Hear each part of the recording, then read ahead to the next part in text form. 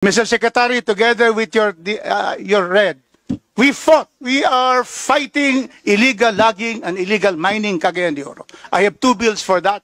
And so our motto of our Director Adornado, is to find them, to fight them, and to finish them. Finish meaning aristahin at saka pailan ng kaso. Okay, so thank you very much. Also, you have a very good team there in Cagayan de Oro. Also, your EMB Director, Ray Digamo. Also, your MGB. We just arrested ito. The MGB, through our task force, Kalikasan, already arrested 7 Chinese just a month ago. Huh? Yes, in Cagayan de Oro. Mining in Cagayan de Oro. What? Yes, 7 of them.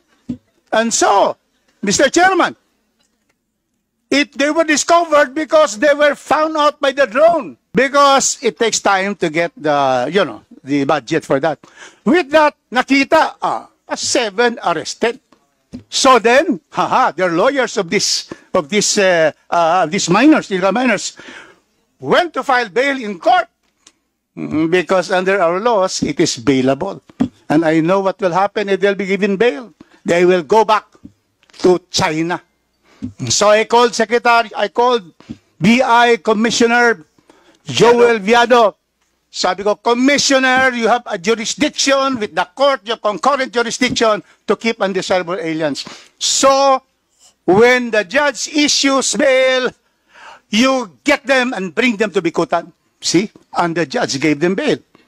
So, where are they now? They're in Bikutan Detention Center. Good. So that's what we're fighting for. And so, we have fought, and our DNR, I'm thankful, we are fighting for nature and the environment for Region 10 in Cagayan de Oro. My leading question is this not a reduction? Your present budget, Secretary, is only 28,102,000 lower than 2024 and much lower than 2025. Please answer, if I'm correct. Mr. Chairman, Yusek Te will explain, because one of the figures includes the automatic appropriations. Yusek Te, you have the floor. Yeah, Mr. Chair, the total budget of the DNR is 29 billion. Can you speak louder? You cannot be heard on that side. The total budget of DNR is 29 billion. It includes if it includes the automatic appropriation of 1.2 billion pesos. The new appropriations is 28 billion pesos, Mr. Chair. So I'm correct. We're talking about, your paper. Your paper says 28,106,000, 2026. So therefore, clearly, there is a reduction in terms of the budget because also the automatic is also found in 2024-25. There is really a deduction, Mr. Secretary. The reduction of about 1.1 billion, 1.5 billion. You see? So my question is, what do you want us to do? What do you want us to augment? Because we believe in your agency. And therefore, can you give us what you need so that our regional director, Henry Adornado, will be happy in Region 10?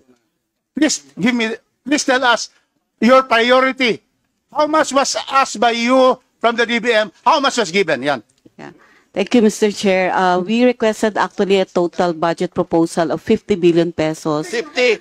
Yes, Mr. Chair, and however, from NEP, there's already an increase of about 2 billion pesos. But the major items, Mr. Chair, that we think we should also consider, number one, the demarcation of legislated protected areas, which is about 81.8 million.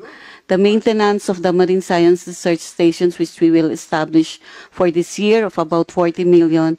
The MGB Geohazard Center of 45 million pesos. And the laboratory equipment for EMB to also strengthen our monitoring and enforcement of about 80 million pesos. So about almost 300 million, sir, if there will be an augmentation that can be done. Too small to request. Can you add more? Sir, yung 300 sa... million, wala yan. Sir, yung sa NIR operation also. Yes, please continue. The NIR operation is about 79 million din po. Can you submit to the honorable chairperson because he will lead our committee. This, he will defend the budget and work for the additional, and ilan ang total dyan? 400 lang, ano? 379, maliit yan.